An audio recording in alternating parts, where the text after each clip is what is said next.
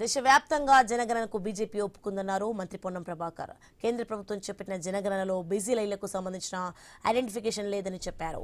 SC ఎస్టీల మాదిరిగా బీసీలను కాలం 13లో చేర్చాలని మోదీకి విజ్ఞప్తి చేశామన్నారు. బీసీల హౌస్ హోల్డర్ల అంశంపై తెలంగాణ బీజేపీ నాయకులు చొరవ తీసుకోవాలని డిమాండ్ చేశారు. హైదరాబాద్కు వచ్చిన సందర్భంలో అనేక మంది బీసీ సంఘాల వాళ్ళు భారత ప్రధాని ఏం చేసినారని అడుగుతూ ఉన్నారు.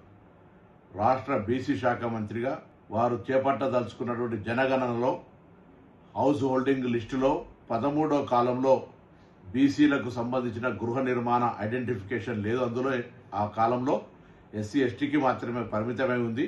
ఆ అంశాన్ని వారికి వివరంగా చెప్పి ఆ 13వ కాలంలో అలాంగ్ విత్ ఎస్సీ ఎస్టీ బీసీకి సంబంధించినటువంటి గృహాల ఐడెంటిఫికేషన్ జరగాలని కోరినాను. తప్పకుండా చూస్తానని చెప్పినారు. నేను ప్రధానమంత్రి గారిని మరొకసారి అదేవిధంగా తెలంగాణ రాష్ట్ర బీజేపీ నాయకత్వాన్ని కోరుతా ఉన్నాం. జనగణనకు ఆల్రెడీ దేశ స్థాయిలో భారతీయ జనతా పార్టీ ఒప్పుకుంది. హౌస్ హోల్డ్ సర్వే జరుగుతూ ఉంది. అందులో 13వ నెంబర్ కాలంలో బ్యాక్వర్డ్ క్లాస్ ఆప్షన్ లేదు.